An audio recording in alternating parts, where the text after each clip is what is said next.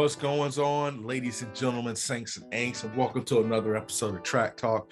I'm your host, Dominique Smith. We have a very fun episode for you today. I'm briefly going to touch on a couple performances in yesterday's big Diamond League meet out in Paris. Yeah, it was in Paris.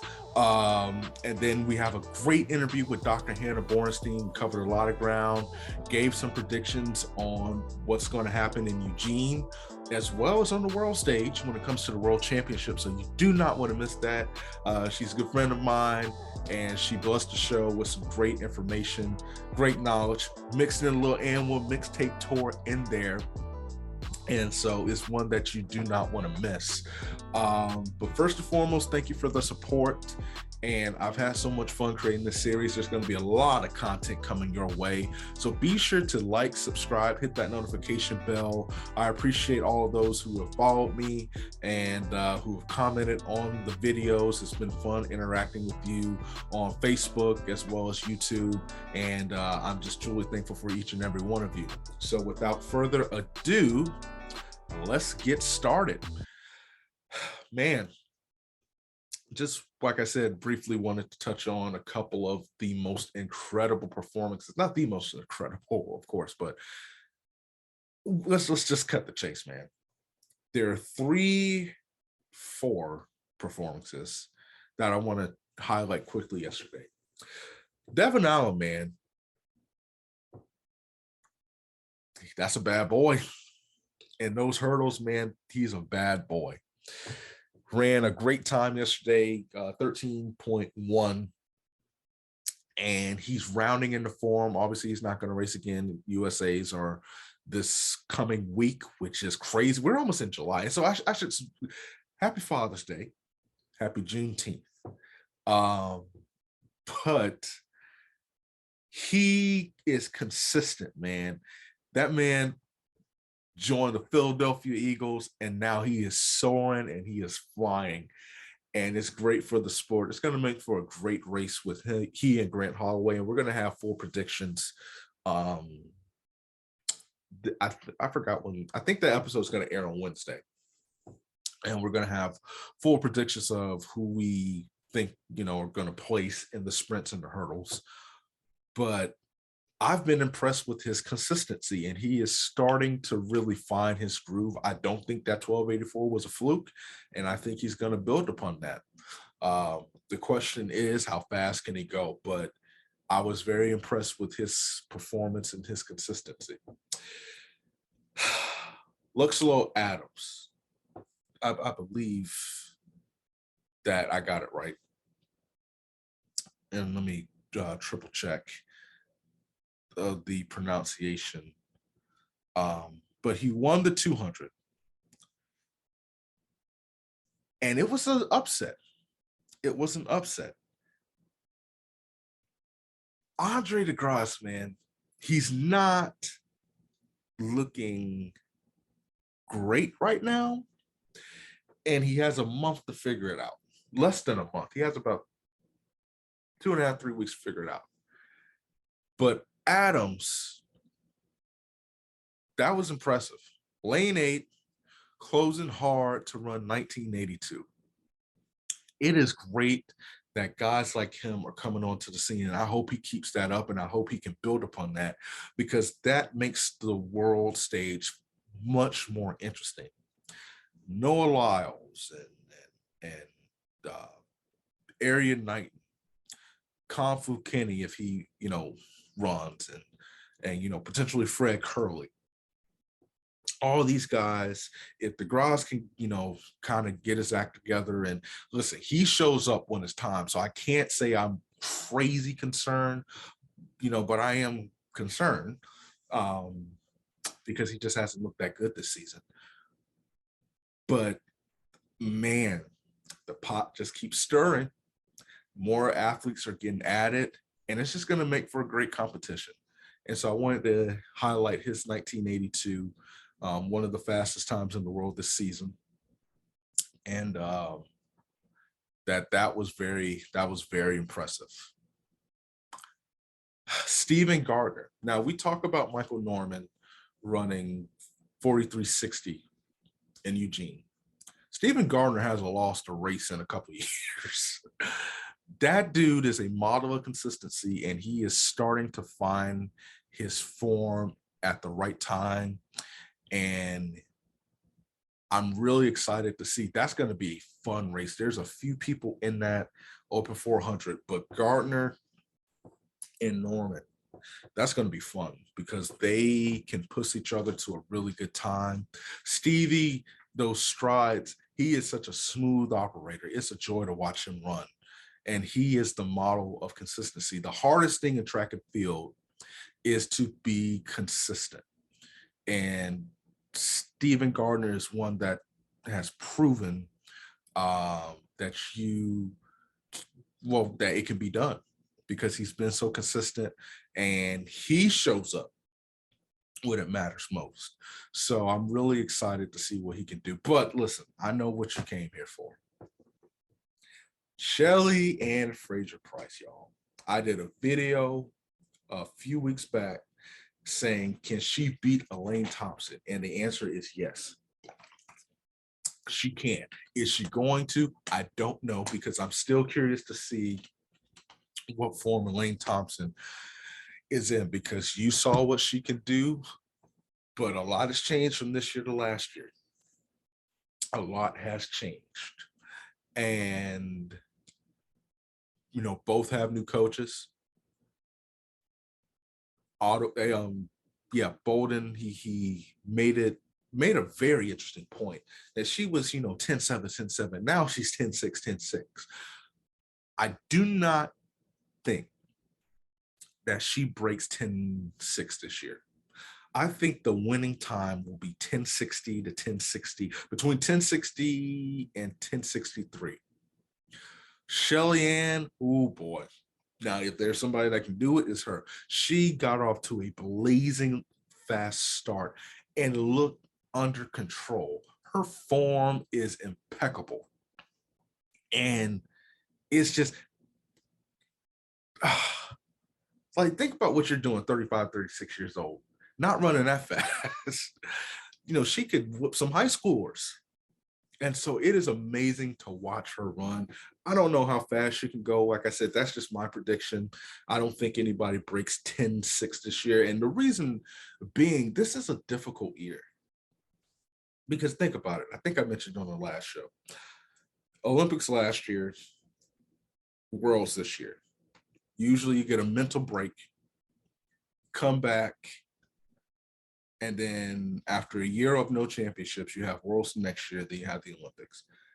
It's Olympics, Worlds, Olympics. That's tough. That's tough for any athlete because you have to mentally prepare, physically prepare, and it's hard because, in that off year, you can work on stuff. You can experiment, with new events to help benefit the training. You can see what works and what doesn't. The only thing you're really training for are the Commonwealth Games and then your country championships. But that's not the case this year. You can't really, do that. But it's been incredible to see these athletes push through it. Shelly-Anne Fraser-Pryce, y'all. I think the question is, how fast can she go? She can beat Elaine Thompson. She can win the women's 100. Will she? I don't know yet. I'm not ready to make that prediction because I have too much respect for Elaine Thompson.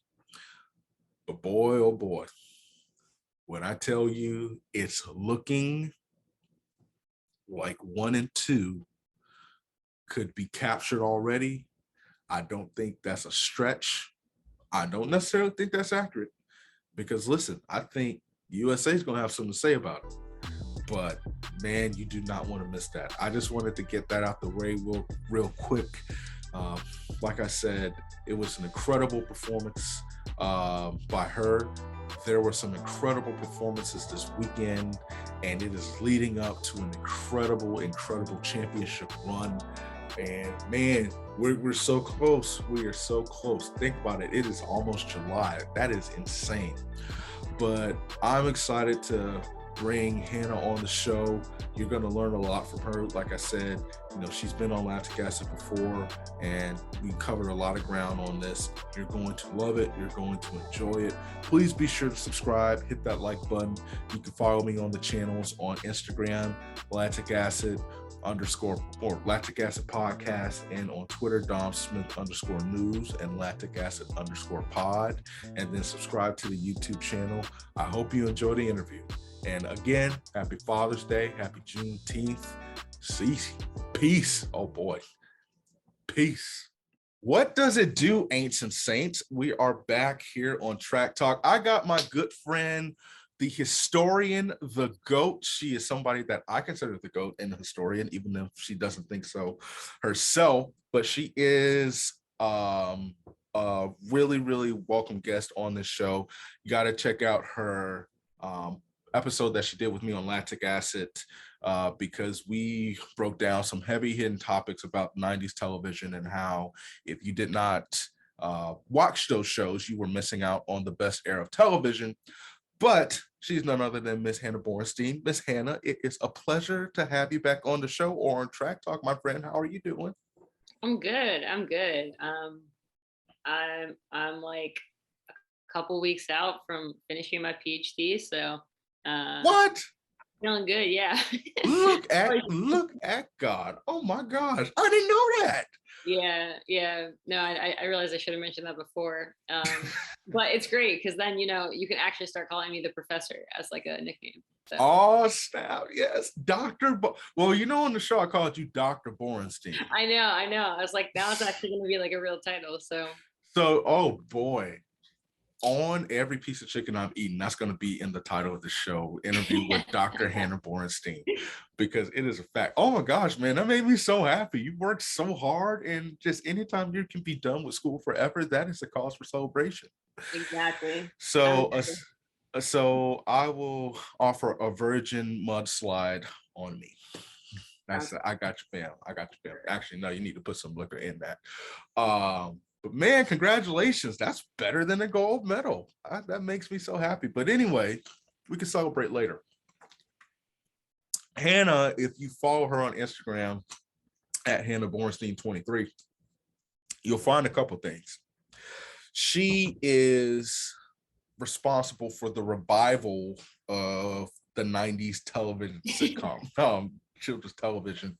She has this incredible piece on Vice that she wrote, and it just brings me so much joy. I've read it like 2 or 3 times, and she did an episode, I think it was Stoop Kid, the whatever. Pretty much they did a table read where she broke it down like a fraction. And so, but you also notice that she is very knowledgeable when it comes to Ethiopian distance running. Obviously you spend a lot of time over there, the runners. And the one thing is that they are balling out this season. Ethiopia, Kenya, all those African countries, they are balling out. What has impressed you the most this season, or who has impressed you the most this season from what you've seen? Yeah.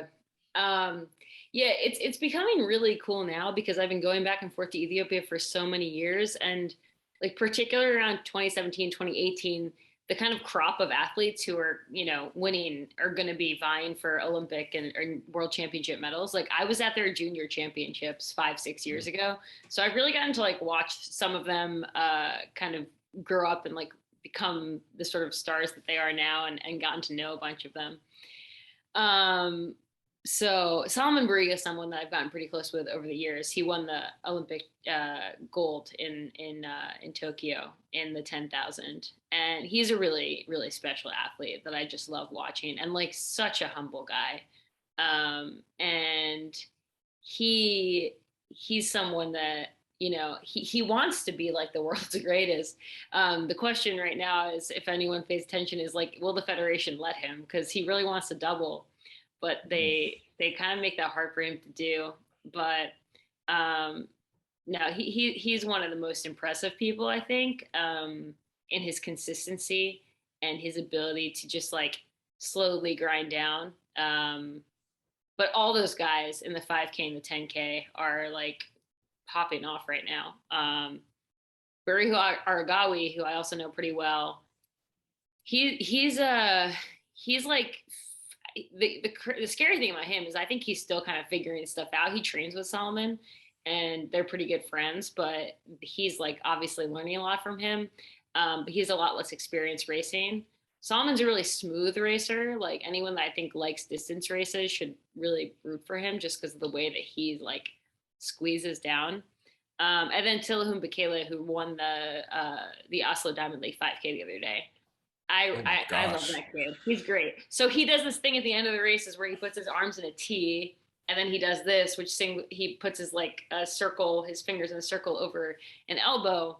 And I watched him do that when he won the junior championship in 2018. Like he's been doing it forever in Ethiopia, abroad, and he was kind of absent last season. And because there's not a lot of coverage on Ethiopian athletes, like we don't really know. People don't often hear why. Like he was dealing with a pretty bad Achilles injury. He's obviously back. He's like slowly worked back. When I saw him a couple like weeks ago, he was like ready to go. So I don't know if the federation is going to give him a chance to like race at the World Championships this summer, but if he does, like, and if those guys work together, I think that they can do crazy things. I mean, I think like it's no question that Ethiopia is like the country to beat on the world stage at like the 5K and the 10K at least.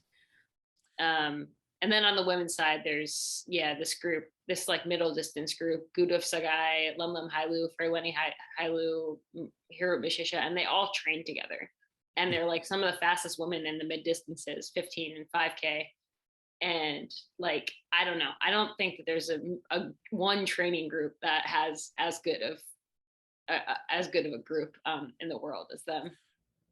Because they're like the Avengers over there, essentially training together. The thing that impresses me, especially about Baru Aragawi, did I get that? Close. Barihu Aragawi. And My I can bad. talk about their names, and I think part of the reason why people get confused by them, if you want. Okay, we will in a minute. So, but first of all, I don't think you're watching this, but if you are, my bad, man. No disrespect.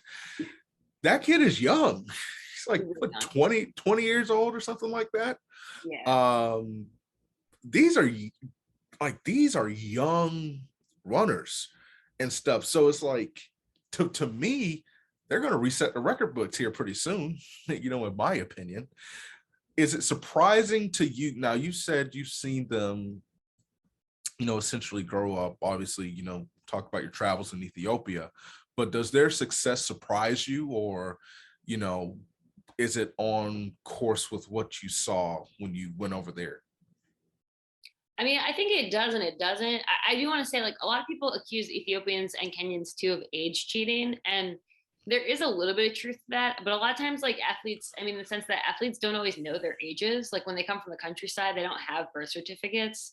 And some of them do lie about their ages, but some of them don't. Like Barihu Aragawi is definitely like 20. Like he's young. You can see in his face. Daribe will take like these athletes that were at the junior championships in like 2018. Like I think they're mostly the right age.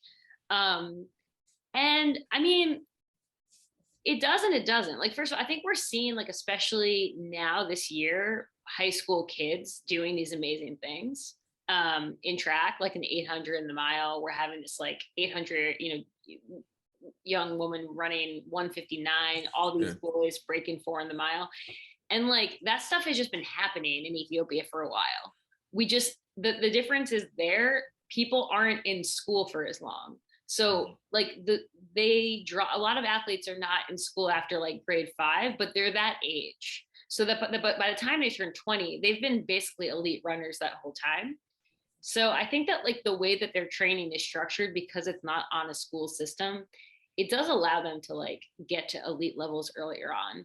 And I'm not saying that like the US should go in that direction, because we have a lot more opportunities for people like outside of sport here, which is maybe why. And I think like people should get an education, but in a country like Ethiopia, where education doesn't really get you much unless you have some money, like most of these athletes are from farming families, it benefits them to like get serious quickly. So you have a lot more people pursuing track at like in a professional level at a very early age. So in that sense, it doesn't surprise me much, but they're still really, really talented. Oh yeah, they're like I said, they're like the Avengers over there. How do they avoid burnout?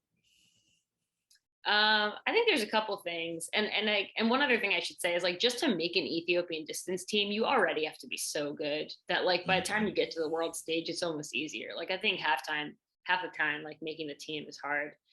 I think that there's a few things. I think that like for things I've noticed that are different in Ethiopia, pretty much everyone, like every distance runner, takes off Sunday completely. Mm. Like very rarely do people train on Sundays. Here, that's way less common. People pretty much train every day. It's very social. Everything is group oriented. Everyone's always training with other people. They try and keep it interesting. One thing that they do is they do like people move around training spots. So most people are based in Addis, but like every other day, the train's in a different area. It's like generated to stimulate uh, different kinds of training systems. So there's a lot of that kind of keeping things interesting. And then people, there's so much history like with running the country, and people want to like become the greatest, and they want to make money and they want to transform their lives, but they also want to like be someone that people are keeping an eye out for. um so yeah, I mean, with all the records being broken too with these shoes, like it creates new desires for people. It's also interesting that they have success. I was watching the NCAA championship meet, and they run in tandems and in teams, even if they're on the opposite. It's like they work together. Essentially, they have success, obviously, based in what they do in their own individual country, but coming over to the United States, they seem in a way to replicate that. Do you think those who transition from Ethiopia, from Kenya, to come run at the colleges, specifically, as Alabama and, the schools like that, do you find that there's a drop off, or not necessarily a drop off, but it kind of hinders their development compared to if they stayed, over in Africa? That's a good question. I mean, it's mostly Kenyans that do that, because Ethiopians like don't really speak English. The education system's pretty different. I would be interested to like talk to those athletes and see what they think, especially later on in their careers. But I will say, and like Chris Chavez has done some interviews with them about this, which I think have been quite good. I think for some of them, it probably gives them a lot of motivation, but I think it's like they come over here and a lot of times they can't go back and see their families for like years because they don't have any Yeah. money. And like, I think that stuff, like, I think that the American mindset is sometimes like, oh, that should make you want to work harder. And I think in some ways it does, but I also think like it's really hard. Yes. It's Yeah. really hard to like adjust to a culture that's really different and to like truly not be able to go home and visit. So it's tough to say. I mean, like Edward Cheserek's an interesting example of that, right? Like a Yeah. runner who was so successful at the NCAA level and who has not, I would say, risen to the same sort of stature on the professional ranks, right? Like he's obviously doing good things, but he's not someone that like, it's tough. It's I think it's a much harder transition than people make it out to be. And I think that like sometimes people here think it's like an advantage or something that they have bringing their training over here, but I think that like it's really hard to like go to such a different culture and just like adjust and still be a good athlete. Yeah, it's I as you were talking, I was thinking about other sports. We have a program here in Central Florida called Mount Verde Academy, and they are notorious for bringing in people from all over the world, to play basketball. Those 6'10", 6'11", guys from, just like I said, different parts of Africa, and uh, whether it's the Caribbean or Canada, like Senegal, all that stuff.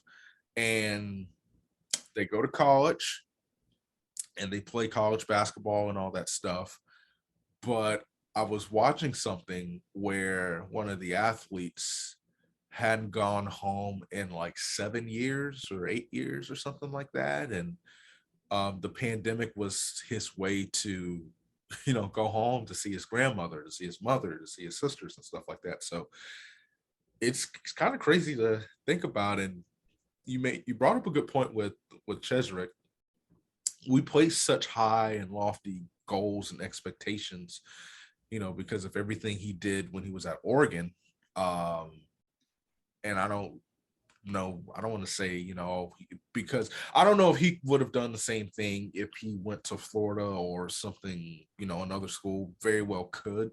Obviously, Oregon's, distance program, especially, in that time period, was something else. But, you put all these expectations on him and you think he's going to be the next, big thing. And, like you said, he hasn't disappointed from a general sense, but based on the pressure that people put on him, he probably hasn't lived up to it, which is kind of a society issue.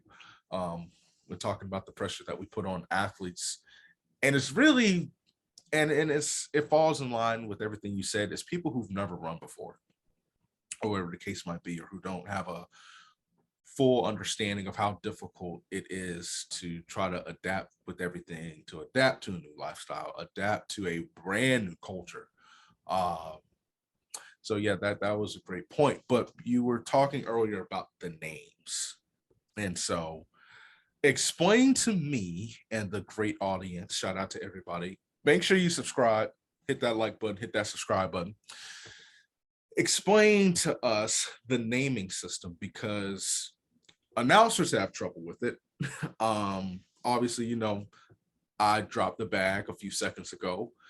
I got it right on the show like a couple weeks ago, whenever he ran 12:45 or 12:44, but obviously screwed it up today. But they are unique names. And so can you explain that, like how it's, originated, what goes into it, all of that fun stuff?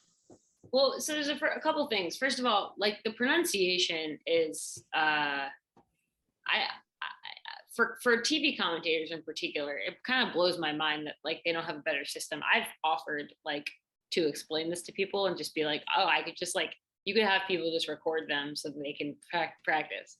But in terms of like the actual Ethiopian naming system, it's pretty unique. It's patronymic, which means that it follows the father's name.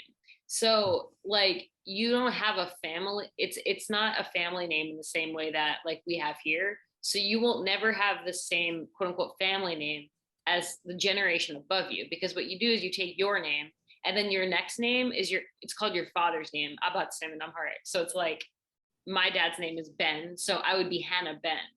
But then you often take on a third name, which is your grandfather's name. So, and this is where things get confusing. So my grandfather's name on my dad's side was George. So if I followed the Ethiopian naming system, my name would be Hannah Ben George, right? But no one in Ethiopia would call me Ms. Ben or something like that. They just call you Hannah, right? But when you apply for like a passport or you apply for international documents or you put your name into a doping system, it has to be in a certain kind of format.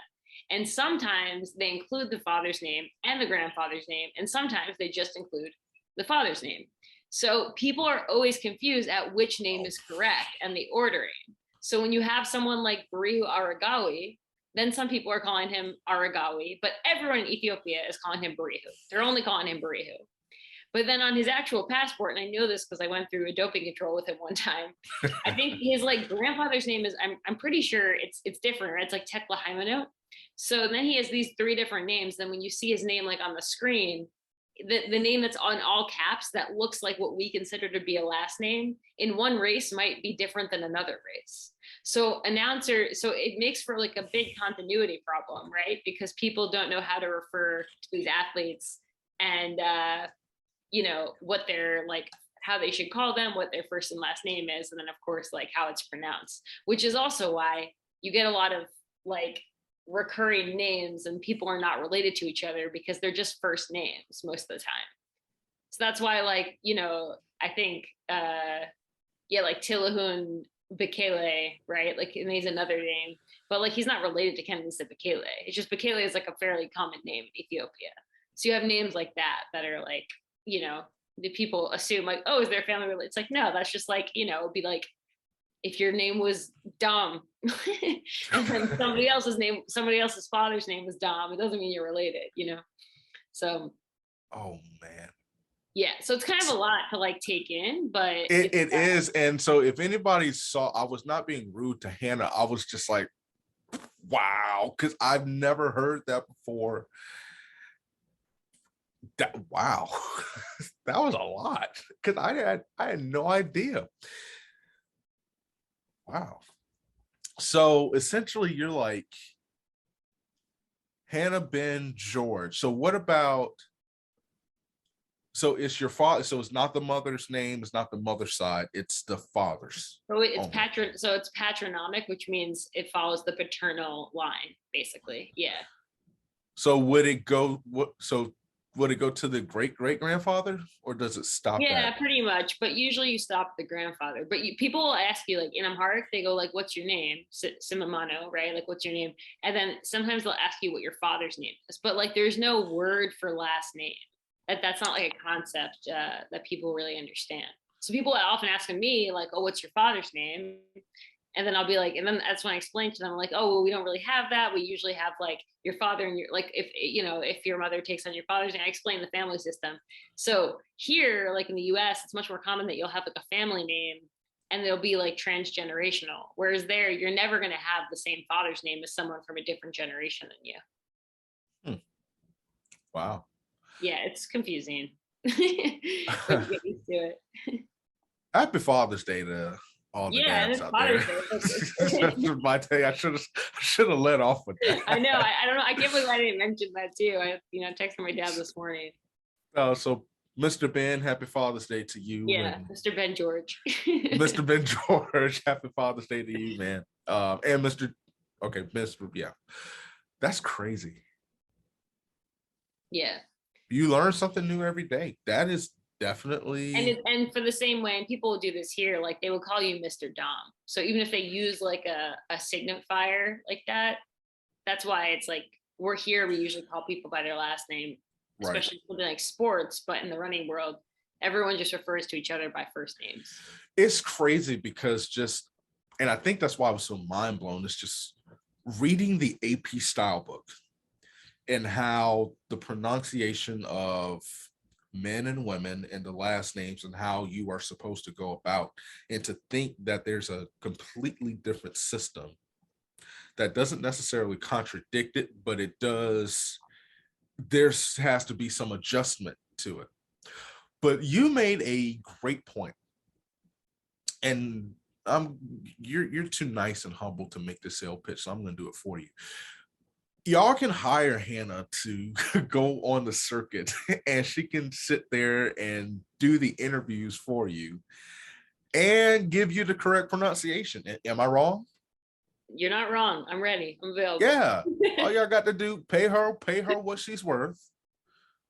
All expense paid free, and you don't have to worry about messing up last names. You can do it after marathons. That way, y'all, I listen, everybody on Twitter, we see the hate that is, goes out when, you mispronounce names. You can end that all right now. Hire Dr. Hannah, and she's got you set. So that's the easiest way to do it. But it's not as if this is just an issue that's been popping up for the mispronunciation of names. And as you explain that, it is baffling. I think these I don't want to put it solely on the announcers, because they just kind of do what they're told, and obviously they do their research as well. But am I wrong to say it's just like they don't care? I think the standards could be higher. Like it is their job. I'm not saying it's easy. Like it's certainly hard to like learn. I mean, for me, Ethiopian names are now easy, but it took a long time. And there's a lot of names across the world that I think are really hard. But you're consistently having like these fantastic, like world class athletes that their names are being mispronounced. And I don't think it's only an Ethiopian problem. I think it's an American problem. Like It's bad. people still don't pronounce Athingmo's name correctly. They still don't pronounce Sha'Carri Richardson's name correctly. Like I think that like I don't think it's malintentioned. But I think that the standards could be a bit higher. And I don't think it's wrong for us to like demand that of people who are announcing our sport. And I think it's incredibly racialized. Like, you don't really see white people's names being mispronounced that often. No. At least in my experience watching track and field. So I think that we can call people out on it. I think that we should. Oh, well. Yeah, first and foremost, if y'all heard that, that was not my stomach. That was this massive clap of thunder that just hit. That's kind of frightened me. But no, you're right. And it's so constant and consistent. And it's like, it just seems that people don't care. And it's a problem that can easily be avoided. So I'm with you on that, 100%. But I actually appreciate you telling me that, because I had no idea. I had no idea there was an entire different system, when it comes to the naming system. So I have great appreciation for that. Who are your picks to win the 5K and the 10K on the men's and women's side? For Worlds or for USA? Well, I guess for Worlds, and then we'll get to USA's in a minute. Yeah. Oh, that's a tough one. They're so loaded, which is what's so exciting. I gotta go with my boy Solomon Barriga for the 10K, the men's 10K. Yeah, I mean, I think Joshua Cheptegei will be right there. I think Mohamed will be right there, but I think that's gotta be my number one pick. I love Solomon. The women's is tough because Letessen Bekide she's like the world record holder in the event in the 10K, but she just doesn't have that closing speed. And part of it is like a little bit up in the air because we don't totally know how the teams are going to shake out for the women's 10K. I can check who's listed right now, but like the stuff from the Ethiopian side is all subject to change. For the 5K, I think if Solomon Barriga is not running for Ethiopia, I think it's hard to vote against Joshua Cheptegei from Uganda. He's just so good. And then for the women's, I think it's going to be an Ethiopian. I think it could be Ejigbo Taye, who has been like, I mean, she beat Letessen Bekide. She won but Francini and Saba also might be in that. She's going to be tough to beat in those events as well. And then I think Sifan Hassan, nobody knows what's going on with her, but I think at this point, safe to assume she's not going to be in the cards, because if she doesn't race, like, I don't see how she could come out of the woodwork. No. And then someone else to look out for is Kalkadan Gezahane, who runs for Bahrain, but trains primarily in Ethiopia and is originally from there. And she hasn't raced much either, but she did win an Olympic medal in the event. So it's hard to count those people out. Hard to count them out. Okay. You heard it here first from the doctor. So let's stick to, we're going to get off track for a second. So Hannah and I, if you watch that episode, you know that we are old souls with great taste. Is that fair? Is that a fair description? I think that's incredibly fair. Yes. And so you young kids, you need to learn something. Listen to this and learn something. The topic of discussion has been, how do we grow the sport? Because we're really dropping the ball, and by the sport in itself is dropping the ball. But there's so many things that we can do. You and I, we already talked about the Hey Arnold, and 90s Nickelodeon, that is. What if the sport adapted an And1 mixtape tour setup for athletics? Do you think it could work? And then I have a few questions to follow up, regardless of your answer. I feel like there are like lots of fun things that you could do as like an alternative kind of postseason for like fun racing. And like, I hate to say this because I hope not, but I honestly think like it probably could be more popular in some ways than regular track and field. And I don't want that to be the case. But I was thinking about when everyone was doing that like basketball mile during COVID. There was a bunch of people trying to break the world record in the mile, dribbling in basketball. And I was for one bitter because I was like, oh man, this is like my event. Like I totally could have shined in this. But I feel like for like a bigger audience, I think that they could get down. I think that people could get down with like funny races if people were good at them. I don't know if that's what you had in mind or like what you mean by M1, or like what are they doing, like handsprings over the steeplechase instead of like just hurdling them, or Just the personalities, like Sha'Carri Richardson. That would be amazing for her. yeah. You know, with the style, with the flash. Not necessarily, you know, the steeplechase. You can't mess around with that event, because the thing about the steeplechase is that hurdle's not moving. You moving, that hurdle's not moving. So a back handspring, you know, would be nice, you know, over the steeplechase. But I'm thinking more like the vibe of the track meet. Oh, that would be amazing. That's what I meant. So I should have cool. specified. Yeah, Oh, that. sorry. I thought you meant like the style. Yeah, no. I think like if you had an announcer out there, like they did in M1, where they just have someone like on the court walking around, like you just have someone like on the track, like narrating the track meet. That's what I'm saying. Like, what if we got like MC Rail Yeah, up in there? So I'm going to list. So let me ask you this: who would be the perfect person to play the character of MC Rail? Ooh, that's tough. Wow. I mean, I think that like Otto Bolton could like get into that role. Like I think that he could do it. I think that you could like, because he's great and he's like he knows so much, like he's so knowledgeable. And I think if like you gave him the chance to sort of like take on that persona, like I think he can adapt to something like that really well. I was thinking RG3. Yeah, I'm sure there's like tons of guys too from the past, and men and women. RG3 and Desi Linden. Yeah, Linden, yeah. Definitely. So I'm going to list some characters.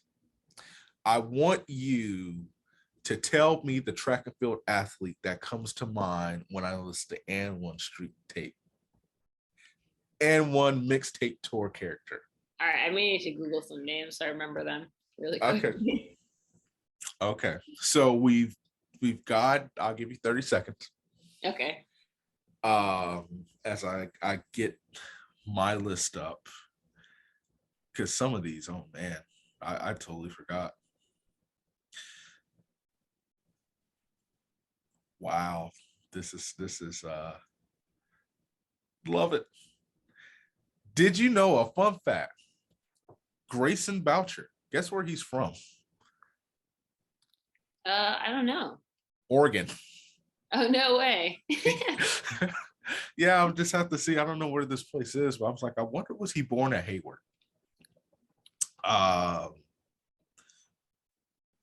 I don't know where this place in Oregon is, but all right. Well, I'm Grayson Boucher. Yes, so we already got you. You are the professor. That's why I wasn't even going to ask that. We already got the professor. Okay, are you ready? I'm ready.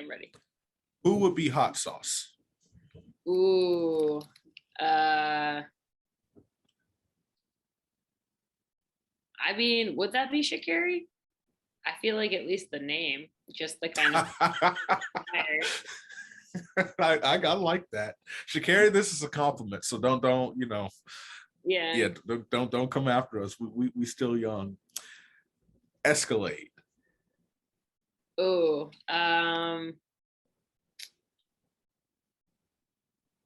I think Raven Saunders. I was just gonna say Raven Saunders is definitely.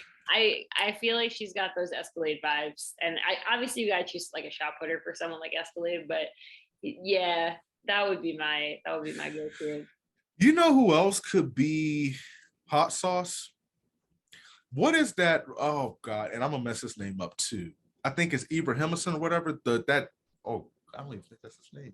That 1,500 meter runner that's calling everybody out. Wait, 1,500. He runs the 1,500, and the mile, he just ran like some stupid time, some really fast time. In the NCAA? No, just on the professional level. He won the Bowerman Mile. Oh, Oh, Ingebrigtsen. You see, I told you I was gonna mess his name up because I just named it. I said Ibrahimovic. I think that's a soccer player. I think he could be a good hot sauce. Oh yeah. Okay, I thought we were going US specific. Oh yeah. No, that's good. No, it could be anybody. Did you He's have like really sassy in press conferences and stuff. Very. Yeah. Did you have another one for who else could be hot sauce? So we got hot sauce, so Shaqiri and him, not hot sauce, but Escalade. Who else could like fit that Escalade mold? I think that I love the guy. He's like basically grew up in the US, but he's Italian shot putter, Ponzi or something like that. Like Oh yeah. He's just like such a good character. So I feel like he could be he could be good for that kind of role too. All right, you ready for this one? This is gonna be a tough one. Who would be half man, half amazing? I think Sydney McLaughlin. I think maybe Sid. I feel like I need to like watch the play again to see the style. Yeah, I like that. Sydney McLaughlin's a little bit hard to like. Actually, no. She's not very flashy, you know. Like she's incredibly suave, but she's not. But that's why I take that back. Yeah. I take that back. So I'm gonna come back to that one. Actually, I take that back. Half man, half amazing would probably be Karsten Warholm. Oh, that's an interesting one. Yeah. What about someone like Elaine Thompson or like someone more like that? That's a little bit more. I don't know. I like. Yeah, I like that. Folks. I like that. High Riser. Oh, I forgot about him. High Riser. He was the one that like could literally had the hops. Oh, okay. Oh, like Tara Davis or something like that. Tara Davis and that Italian high jumper. Oh, Gianmarco Tembier. Yeah. He's amazing. He's so freaking cool. He's so nice too. Oh, you met him? Yeah, I was in Switzerland like right after he won the gold, and he would talk to everyone. Like he was on such a good mood. And even like during the press conference, they're like, "You seem like you're celebrating." Like, I just won the Olympic gold medal. Like I'm having a great time. Yeah, that was one of the best moments of the Olympics. Yeah, he's one of the best personalities out there for sure. All right, we only have a couple more. Right. Spider. Ooh, that's also got to be like a jumper in my mind. Like, oh boy, Spider. See, I feel she's retired now, but that would have been good for like Brittany Reese. Yeah, that's what I was thinking too. Or like Will Clay a couple years ago. Yeah, Christian Taylor. No, actually more Will Clay. I do like that. Will Clay style. All right. That'll be like Christian Taylor's resurrection. Yes. Hopefully he's back and balling. Yeah. Skip to Malou. Ooh. It's tough now. So Skip to Malou, I feel like would be Sid, because Sid is the most Sid and the Thing Mo. Because I like that, like super suave. Yes, and they are so smooth. Like I was watching the Thing Mo's race back at Pre because I was in the tent, and so it's kind of funny. The only she was taking a nap in our tent. Like last year, which was always funny to remember, but it did not look like she was trying. That's the thing. And like Ray Frost and Orlando Magic legend was just so smooth with it. So I would definitely say them. Who you got? Yeah, I think the two of them. I mean, I always thought he's not competing this year. I always thought Matt Centrowitz worked like that too. Like, just a really smooth runner. I think Clayton Murphy, when he's at his best, he's like that too. Like when Yeah. Freddie Mercury is on, he just like the way that he changes gears, it's just like seamless. Yeah, it's a very unique skill. Who else? Okay, so we already got the professor. That's you. But who is the low-key professor? That's a good one. Um, I would give that one. I feel like Ajay Wilson has those kinds of vibes too, like where she's kind of like she makes like subtle moves sometimes, but they're really effective. Sorry, I was thinking back to that was less of the professor, more of a kind of. Yeah. I would say on the sprints, I was thinking Shelly-Anne Fraser-Pryce. Explain your. Because she's 36 and she's handed out whoopings like 2 pieces on a Friday night. She ran like 10:66 yesterday. Yes. It's crazy. Which is just the craziest thing. 36. Yeah. I'm 28. My knees hurt. So, I mean,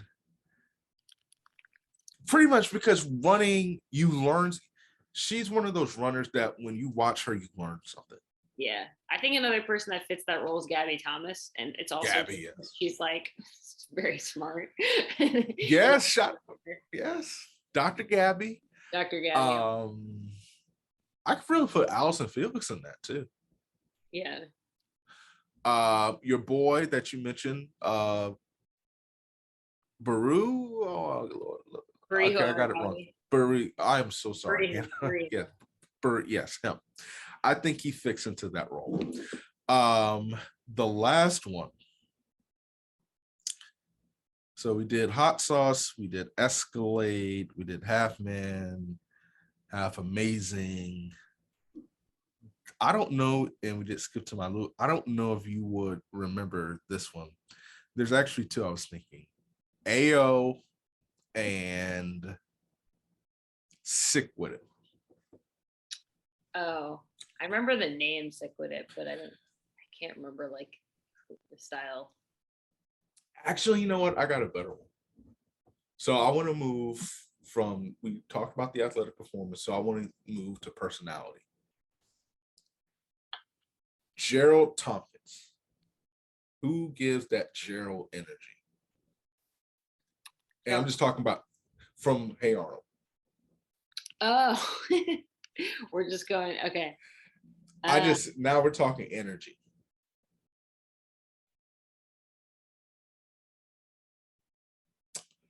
Yeah, I gotta think about that for a sec. So for me, I'm thinking Michael Cherry. I think that's who I had in mind too. And then, or what's his name? The 400-meter runner. Oh my god. Michael Norman? Well, Michael Cherry is a 400-meter runner. Yeah, the other one, Michael Norman. Michael Norman. Okay. See, I was thinking Michael Norman is more like Arnold. Oh, yeah, that makes sense. They're both pretty chill. I feel like they're both pretty chill. Yes. I feel like Christian Taylor to me is a little bit like Arnold. That is fair. And like sort of like a more older, wiser kind of figure in the track and field world that like everyone respects. I like that. I do like that. Who is the Stinky Peterson of track and field? Oof. I like Stinky, so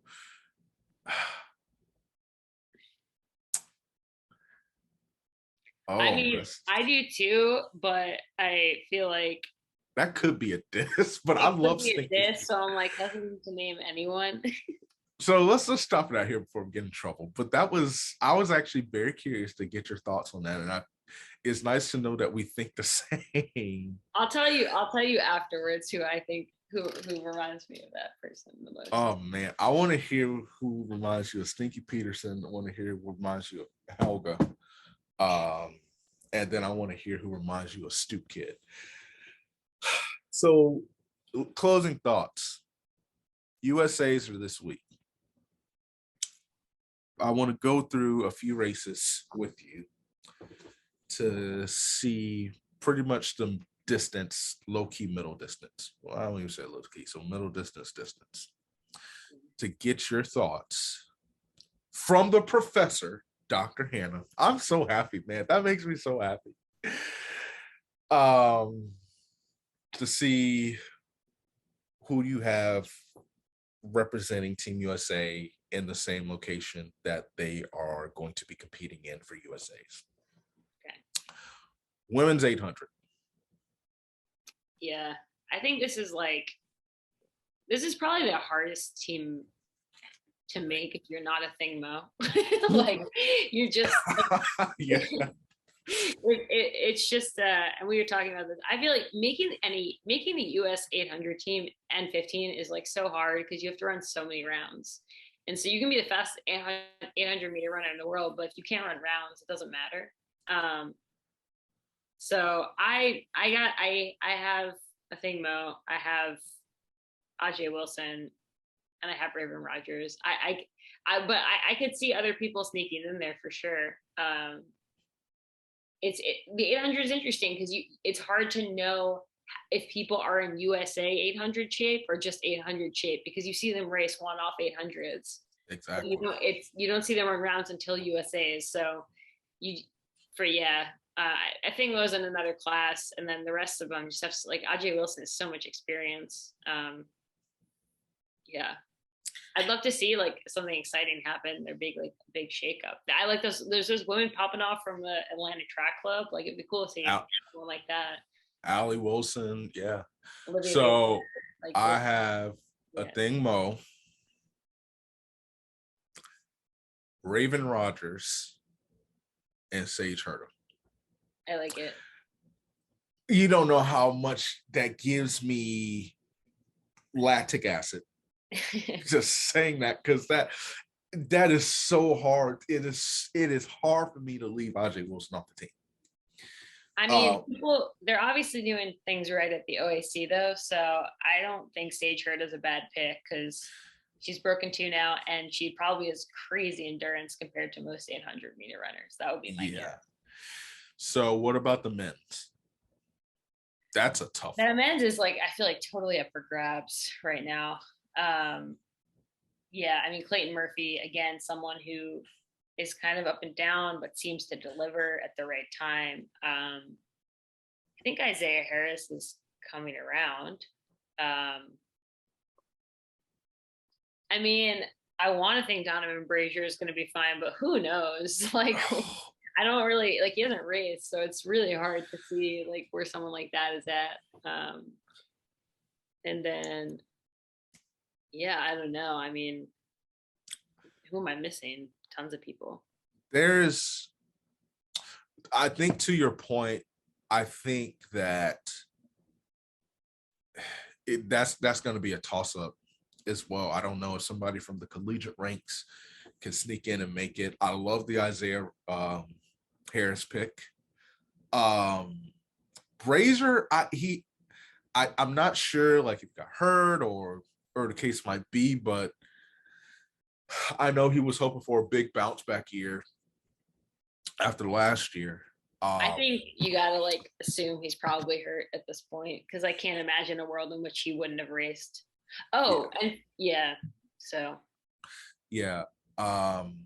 My 3 are similar to yours. I have. Oh, this was actually tough for me. I have Isaiah Harris finishing second, Clayton Murphy finishing first, Eric Solowinski. Oh, I love that pick. I got him. I have him making that team. That would be an awesome story. That would be so cool. I have him making that team, and I have him competing on home soil. Mr. Consistent. Like if there was a name, he could be the professor. But Mr. Consistent. I want to say Isaiah Jewett, but I can't. because I saw that race in New York, and it's just like, oof. The thing is, just from he runs very aggressive, and sometimes that aggressiveness. And listen, I'm not a distance runner, but just from what I've seen, sometimes that aggressiveness can be really good and it can be really bad. But I do have him finishing fourth. 1,500. Men's or women's? Both. Okay. I think for the men's, I think that the top two is, I don't want to say it's set, but it's pretty. You got to go. I mean, Cole Hawker and Cooper Tier are going to be tough to beat. And then, I mean, it's tough. Jared Naguse looks like he could be back, but he's had like a pretty rocky road. But I would still probably go with those three. I think it's unfortunately, I don't think it's a very deep event right now in the U.S. Not to say that other people couldn't sneak on the team, but relative to some of the other events. I have the first two. That third spot, because there's Mason Furlick. There's, you know what, screw it. Oh, he's in the steeple now? Okay. Yeah, he's in the steeple. You know what, screw it. I got Matt Wisner making that team in the third spot. That's what we're gonna do. Women. Matt Wisner's a world champion in my heart. No matter what. Yeah. So Matt, you gonna make that team, home slice. All right, women. I think women's gonna be really interesting. Because I think you have, I think Sinclair Johnson's got to be like, Sinclair, a favorite almost at this point.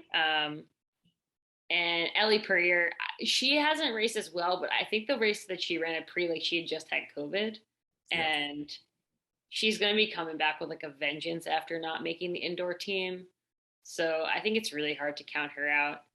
And then, I mean, I don't know. Heather McLean's got to be up there.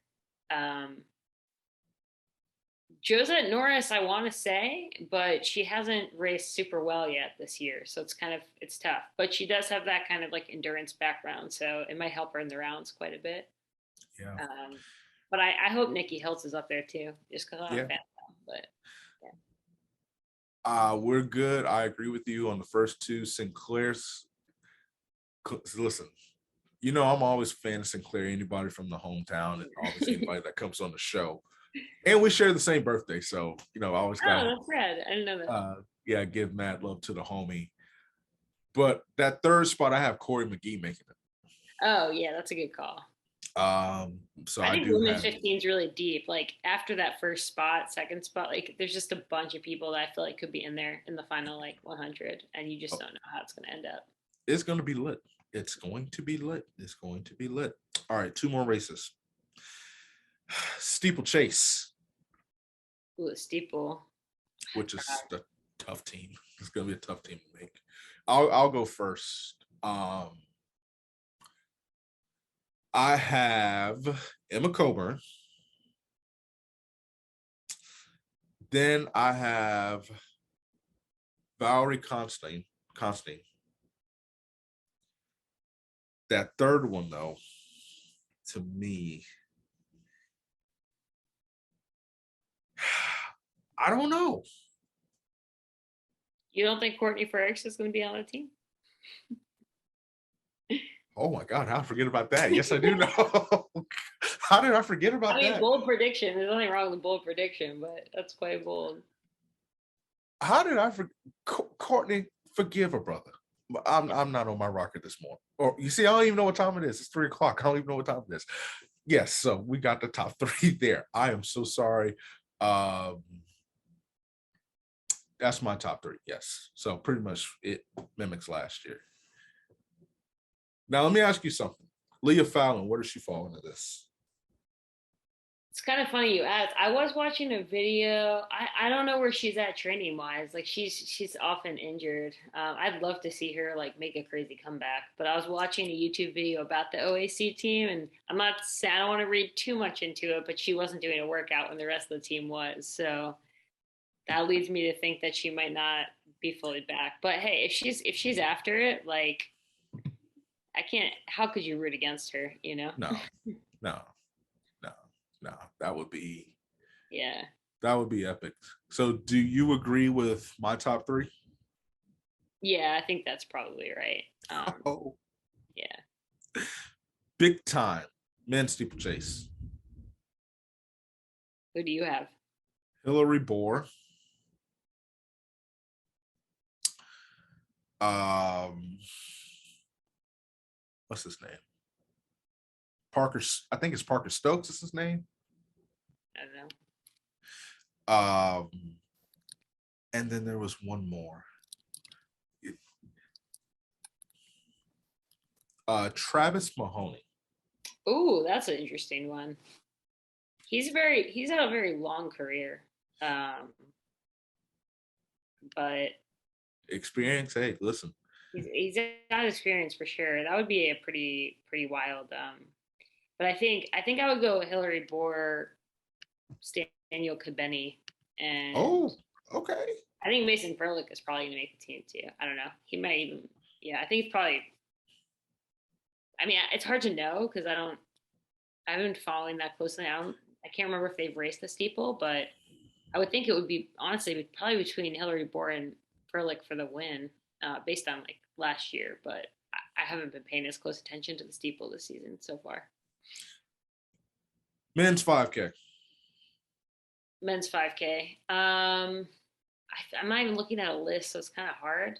But you gotta put like Grant Fisher on there probably. Grant Fisher.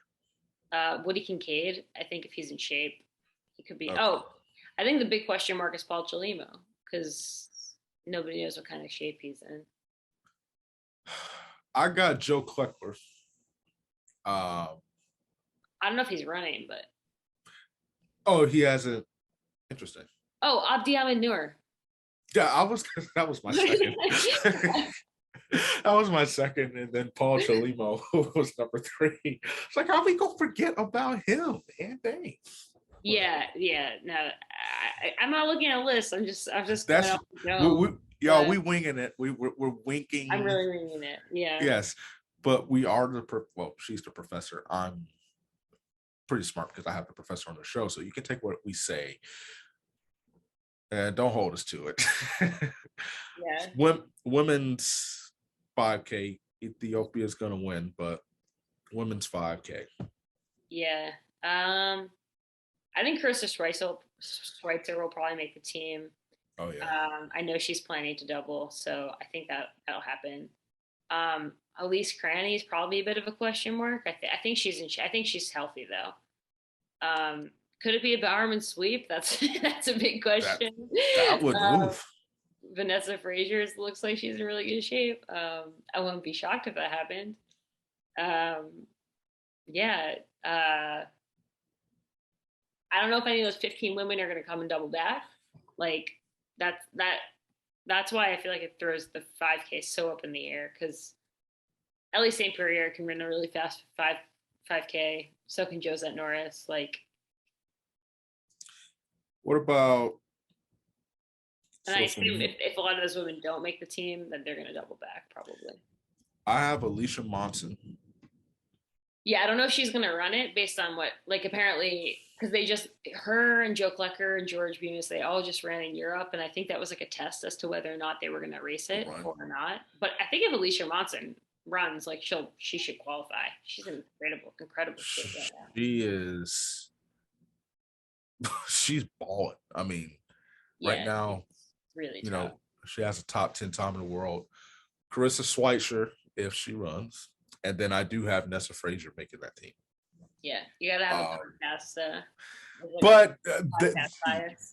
So pretty much anybody that came on the podcast, you're making the team. But no, she just ran the other day, and it was I mean, she seems to be rounding back into form, and she's just a gamer. So Yeah. I do, have her making the team. No, Women they seem to go. be handling that recovery process very well. Okay, so we have given our predictions. Hannah, where can the good people find you and support your work? Yeah, they can probably Twitter, hborenstein23, Instagram. I have my website there. People can feel free to email me if they have any questions, and if they want to hire me to, let them know about uh, how to pronounce Ethiopian names and how the Ethiopian naming system works. I'm happy to sort of give any information out that I can help. Is there anything as of late that you've written that the people need to know about? I hyperlinked one of the stories into one of the episodes, but anything else? No, not super recently. I should have some stuff coming out. Actually, about a group down here, Raleigh Distance Project that I'm working with, and I hope to write some stuff that lead up to Worlds. But I just handed in my dissertation last week, so that was my focus for a while. And when I defend it next week, after that, then I'll be pitching more places. So we'll see. Well, we don't need to worry about school right now. Yeah. It's all good. It's all good. Thank you so much for taking time out of your busy schedule. Like I said, I was in the presence of greatness today because we actually have a doctor that came on the show. This has been the latest episode of Track Talk. You know what to do. You know where to find me. Please like, subscribe to the YouTube page. You can follow me on Twitter, DomSmith_news, Instagram on Lactic Acid _pod. Y'all, we got merchandise. We have gear now. Go to FanHub TF, go to the shop. You can shop all the Lactic Acid gear that we have available. Use the code LACTIC10, LACTIC, all caps 10, and you get a nice little discount through July 5th. Until next time, peace.